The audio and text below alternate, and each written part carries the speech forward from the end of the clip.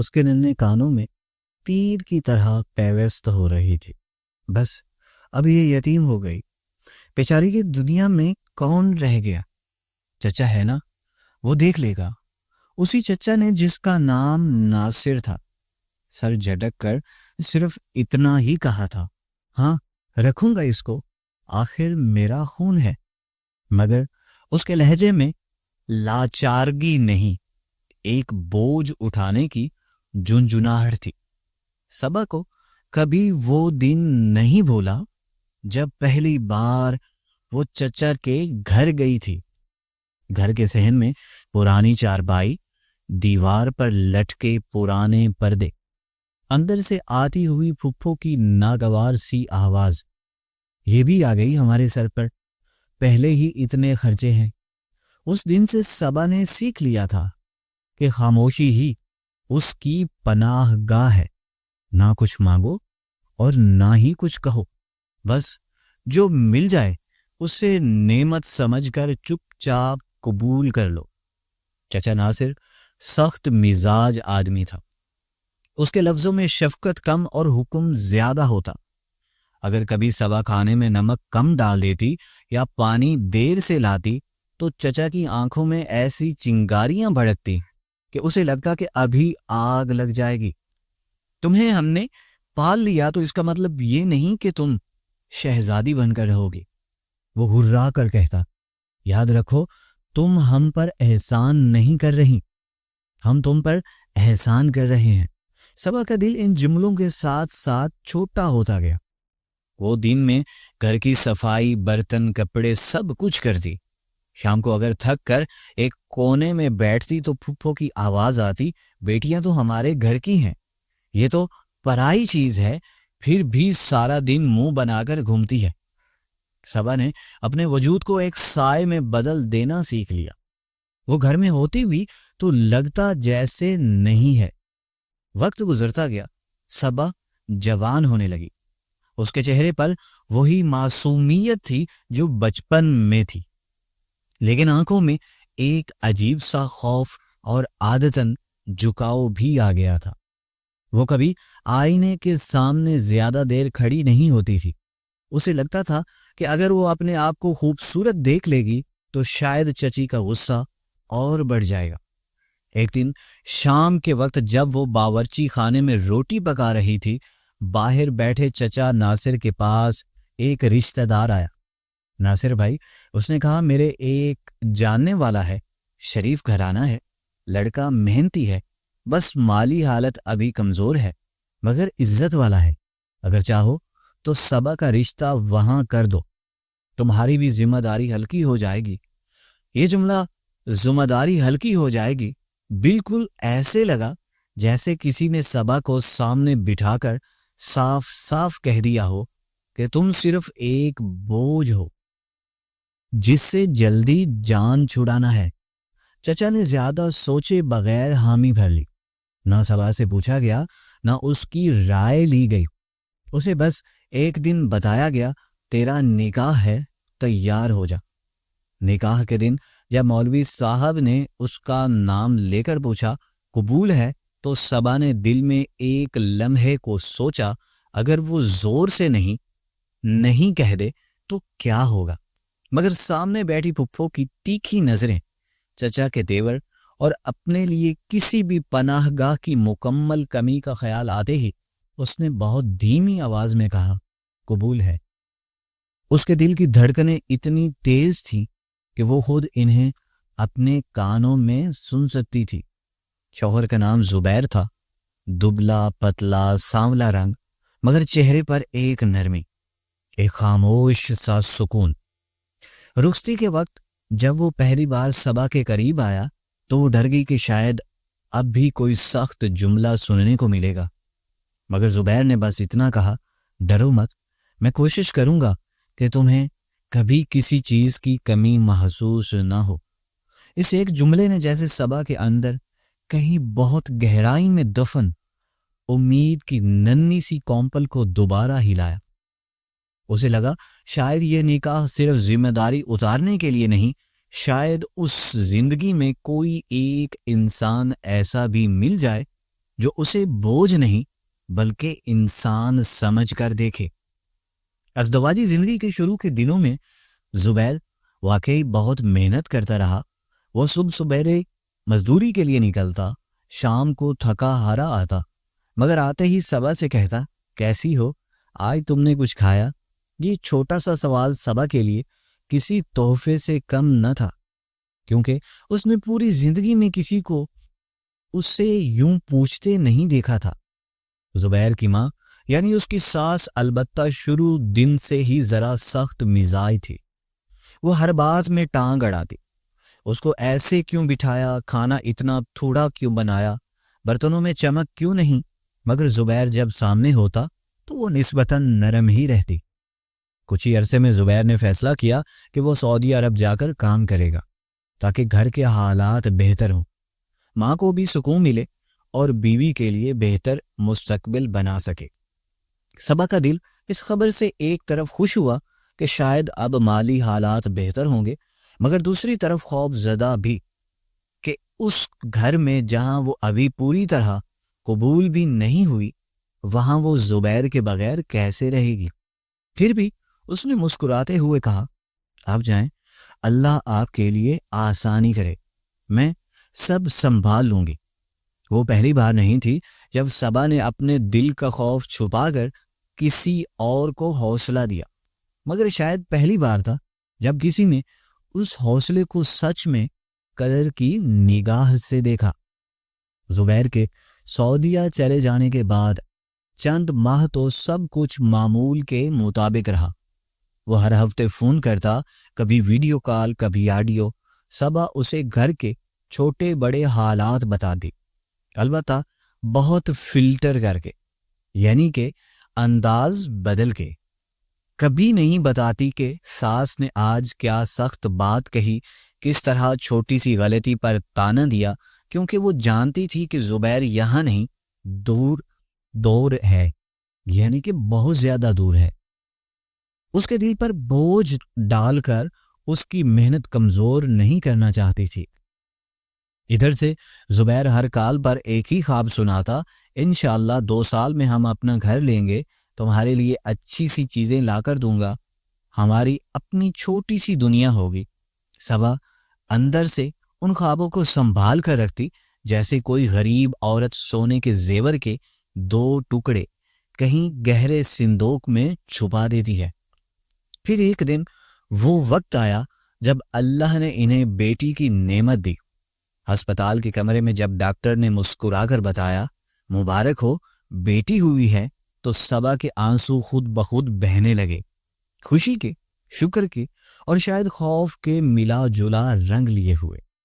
اس نے ننھی سی بچی کو پہلی بار گود میں لیا، اس کی چھوٹی سی انگلی اپنی انگلی پر محسوس کی تو اسے لگا اس انگلی نے اس کے دل کے ٹکڑوں کو دوبارہ جوڑ دیا ہو۔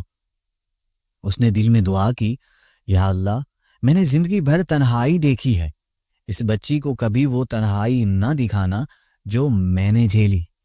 لیکن یہی لمحہ وہ موڑ ثابت ہوا جہاں اس کے لیے آزمائشوں کا ایک نیا باب کھل گیا۔ جب ساس کو خبر ملی کہ پوتا نہیں پوتی ہوئی ہے تو اس کے چہرے پر خوشی کی جگہ سختی چھا گئی۔ وہ ہسپتال آئی بھی تو ایسے جیسے کوئی مجبوری میں آیا ہو۔ کمرے میں داخل ہوتے ہی اس نے بچی کی طرف دیکھے بغیر کہا، اچھا بیٹی۔ پھر طنزیہ مسکراہٹ کے ساتھ بولی، پہلے ہی گھر میں اتنی لڑکیاں ہیں، ایک کی کمی تھی جو تم نے بھی شروع سے بیٹیوں کی لائن لگا دی۔ صبا نے ہلکا سا سر جھکا لیا، جو ابھی کچھ دیر پہلے اپنی بچی کے لیے دل میں پھولوں کی سی دعائیں لے کر بیٹھی تھی۔ اسی پر کسی نے کانٹے رکھ دیے۔ ساس نے آگے بڑھ کر بچی کو گود میں لینے کی بجائے بیڈ کے پائے پر بیٹھ کر اونچی آواز میں کہنا شروع کر دیا، زبیر کو میں نے ہمیشہ کہا تھا ایسی جگہ سے لڑکی مت لانا جہاں کی نسلوں میں لڑکیاں ہی لڑکیاں ہوں۔ دیکھ لو، پہلا ہی حمل اور کیا ہو گیا، گھر میں منحوسیت ہی منحوسیت آ گئی۔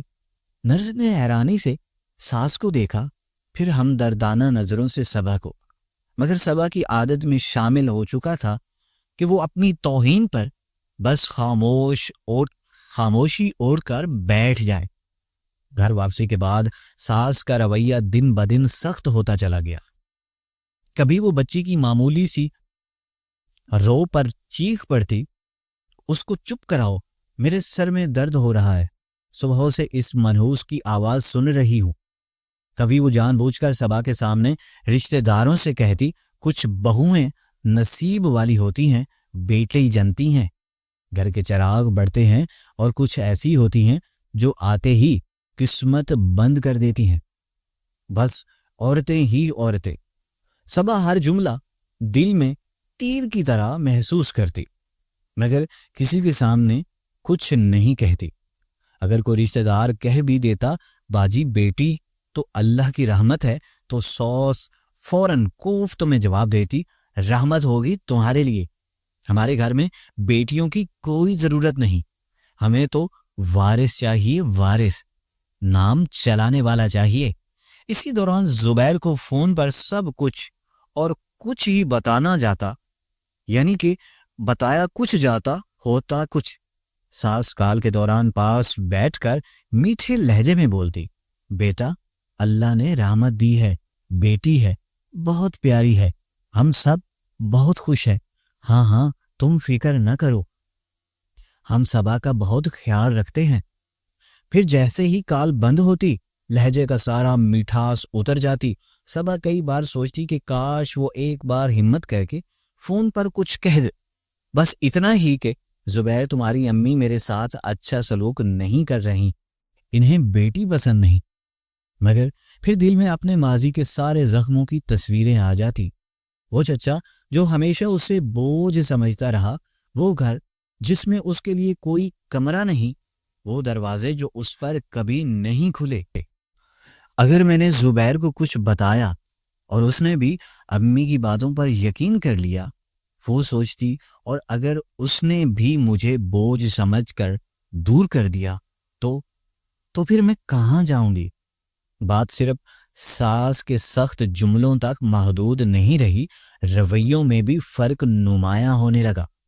مثال کے طور پر جب کبھی گھر میں کوئی میٹھا بنتا تو ساس پہلے اپنی بیٹے کی بہنوں اور اس کی بیٹیوں کو پہلے بلاتی، صبا اور اس کی بچی کو آخر میں تھوڑا سا دیتے ہوئے کہتی، ویسے بھی یہ کیا آیا ہوا ہے ہمارے گھر، سارا دن دودھ پیتی رہتی ہے، بس خرچہ ہی خرچہ۔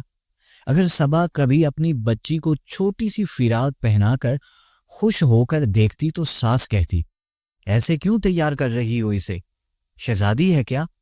کل کو اپنے ساتھ لے کر جاتی پھرنا ہے نہ اس کو بھی۔ ابھی سے ماں بیٹی کے نخرے شروع ہو گئے۔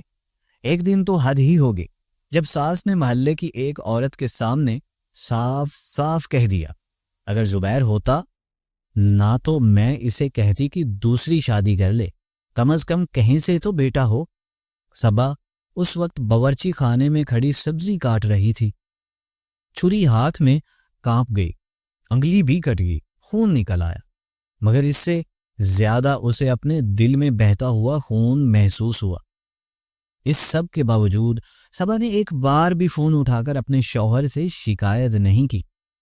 راتوں کو جب بچی سو جاتی تو وہ خاموشی سے اس کے پاس بیٹھ کر رب سے باتیں کیا کرتی، یا اللہ میں نے کسی کا برا نہیں چاہا، میں نے کبھی کسی سے سوال نہیں کیا کہ مجھے یتیم کیوں کیا، مجھے بوجھ کیوں بنایا، مجھے ہمیشہ آزمائشوں کے بیچ کیوں رکھا، مگر یا اللہ ایک بات میں بھی جانتی ہوں کہ تو ظالم نہیں، تو میری خاموشی بھی سن رہا ہے، بس اتنا کر دے کہ میرا شوہر ایک دن خود حقیقت دیکھ لے، وہ خود سمجھ جائے کہ اس کی ماں کی زبان سے نکلنے والے ہر لفظ کے پیچھے سچ نہیں ہوتا۔ اس راتوں کی دعا میں آنسو بھی شامل ہوتے، دل کی ٹوٹ پھوٹ بھی، مگر اس کی زبان پھر بھی کسی انسان سے شکایت نہ کرتی۔ وہ جانتی تھی کہ اگر اس کا سہارا بھی ٹوٹ گیا تو اس کے پاس پھر کچھ بھی نہیں بچے گا، نہ جائے پناہ، نہ کوئی نام اور نہ ہی کوئی تعارف، سوائے اس کے کہ وہ تنہا ہے۔ وقت اپنی رفتار سے چلتا رہا، زبیر نے سعودی عرب میں محنت کر کے اچھا خاصا پیسہ جوڑ لیا۔ اس نے ماں کو کئی بار فون پر کہا، امی صبا کا خیال رکھنا، وہ اس دنیا میں اکیلی ہے، اس کا کوئی نہیں، میں نے تمہارے سپرد کر کے گیا ہوں۔ اور ادھر ماں ہر بار میٹھی آواز میں کہتی، تم فکر نہ کرو بیٹا، میں اسے اپنی بیٹیوں سے بڑھ کر رکھتی ہوں، بس تم جلدی آ جاؤ، ہم سب تمہارا انتظار کر رہے ہیں۔ لیکن اندر ہی اندر وہ صبا کے خلاف زہر بھرتی۔ کبھی فون پر زبیر سے کہتی، بس بیٹا تمہاری بیوی اب بدل گئی ہے، تمہاری کمائی کے پیسے پر نخرے ہیں، میں نے تو کبھی ایسی بہو نہیں دیکھی، دن بدن زبان دراز ہوتی جا رہی ہے، تمہارے ہوتے ہوئے بھی مجھے جواب دیتی ہے، یعنی کہ کوئی بھی ایسا موقع کہ وہ اپنے بیٹے کو نہ بھڑکائے وہ جانے نہ دیتی اور اپنے بیٹے کو بدگمان کرتی رہتی۔ زبیر جو اپنی ماں کو ہمیشہ ایک مظلوم، محنتی اور سچ بولنے والی عورت سمجھتا آیا تھا، ان باتوں کو دل پر لے لیتا۔ کبھی کبھی وہ صبا سے فون پر سخت لہجے میں بھی بات کر لیتا۔ امی کہہ رہی تھی کہ تم ان کی بات نہیں مانتی، تمہیں کیا مسئلہ ہے صبا؟ صبا تھوڑی دیر کے لیے خاموش ہو جاتی، پھر بہت آہستہ سے کہتی، نہیں ایسی تو کوئی بات نہیں، امی مجھ سے ناراض ہوں گی شاید، میں کوشش کرتی ہوں بہتر بننے کی۔ وہ خود پر ہی الزام لے لیتی، بس اس خوف سے کہ کہیں زبیر کے دل میں بھی اس کے لیے بوجھ یا نفرت کا بیج نہ بو دیا جائے۔ آخری امتحان وہ رات ثابت ہوئی جب ساس نے اسے گھر سے نکال دیا۔ اس رات سے ایک دن پہلے زبیر نے فون پر ماں سے کہا تھا، امی میں اگلے ہفتے آ رہا ہوں، 5 سال بعد پہلی بار اتنی بڑی چھٹی مل رہی ہے، میں چاہتا ہوں کہ گھر میں سب خوش ہوں، خاص طور پر صبا، میں اسے سرپرائز دینا چاہتا ہوں۔ ماں نے فوراً لہجے میں بناوٹی خوشی بھر کر کہا، ارے ماشاء اللہ، وہ بہت اچھی بات ہے، تم بالکل فکر نہ کرو، میں گھر کو جنت بنا کر رکھوں گی، بس تم آ جاؤ۔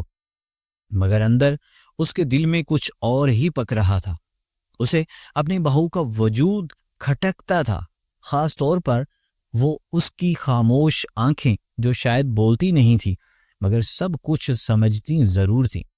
اس نے دل میں فیصلہ کر لیا کہ زبیر کے آنے سے پہلے پہلے وہ گھر سے اس کا وجود ہی ختم کرے گی، یا کم از کم اسے اتنا بدنام کر دے گی کہ زبیر خود اسے قبول کرنے سے انکار کر دے۔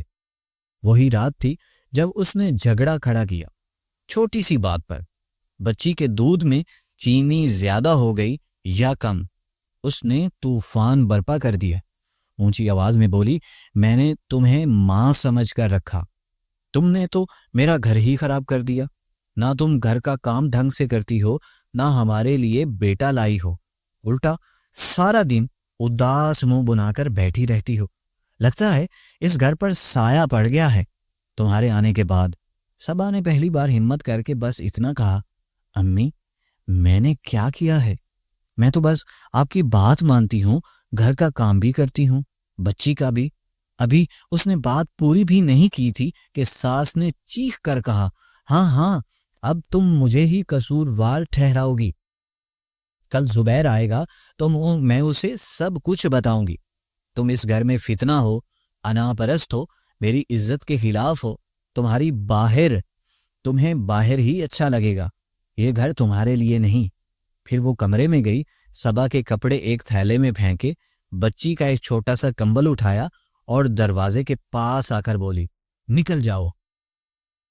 وہی منظر تھا جو پہلے پیراگراف میں کھلا، صبا دروازے کے سامنے، بیٹی گود میں، رات کی تاریکی اور اندر سے بند ہوتا ہوا گھر۔ اس وقت تک زبیر کو کچھ پتہ نہیں تھا۔ اگلے دن جو وہ سرپرائز دینے کے ارادے سے اچانک گھر پہنچا تو ماں نے روتے ہوئے ڈرامہ شروع کر دیا، تم نے بہت دیر کر دی، تمہاری بیوی نے تو میرا جینا حرام کر دیا تھا، میں نے اس سے خود ہی کہہ دیا کہ یہاں سے چلی جا ورنہ میں خود کو ختم کر لوں گی۔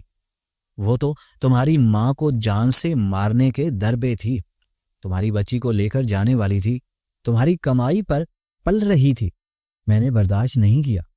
زبیر یہ سن کر ہکا بکا رہ گیا۔ اس کے ذہن میں پہلے سے بیج بوئے گئے شک اور بھی گہرے ہو گئے۔ اس نے جلدی سے پوچھا، اب وہ کہاں ہے؟ بچی کہاں ہے؟ ماں نے کندھے اچکا کر کہا، مجھے کیا پتا، میں نے دروازہ دکھایا، وہ اپنے راستے کی خود ذمہ دار ہے۔ اسی دوران محلے کی ایک بوڑھی عورت جو برسوں سے اس گھر کے اکڑ مزاج اور بہو پر ظلم ہونے والے سارے واقعات کو خاموشی سے دیکھ رہی تھی، آخر بول اٹھی۔ وہ باہر گلی میں بیٹھی تھی۔ جب اس نے زبیر کو آتے دیکھا، اس کے اندر کچھ ایسا جاگا کہ وہ گھر کے اندر چلی گئی اور زور سے بولی، زبیر بیٹا، مجھے تم سے کچھ کہنا ہے۔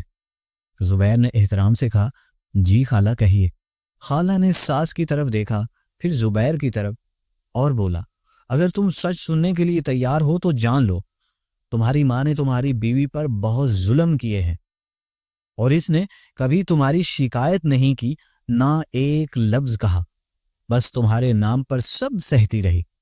کل رات جب تمہاری ماں نے اسے گھر سے نکالا، میں نے اپنی آنکھوں سے دیکھا، وہ گود میں بچی لیے دروازے کے باہر رو رہی تھی، مگر تمہاری بیوی نے اس وقت بھی تمہیں برا نہیں کہا، وہ بس یہی کہہ رہی تھی کہ کہیں تمہارا دل میری ماں کے خلاف نہ ہو جائے۔ یہ سن کر زبیر کے پیروں تلے واقعہ ہی زمین نکل گئی۔ اس نے پہلی بار اپنی ماں کی طرف ایسی نظر سے دیکھا جس میں اندھی عقیدت کی بجائے سوال تھے۔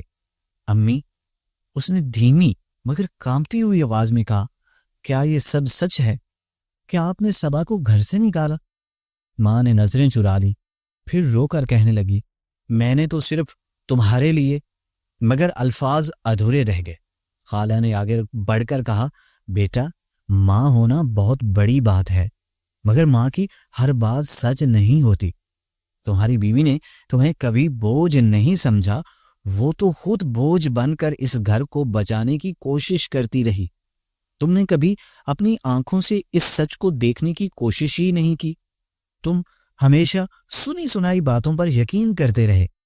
اس لمحے زبیر کے اندر ایک طوفان برپا ہو گیا۔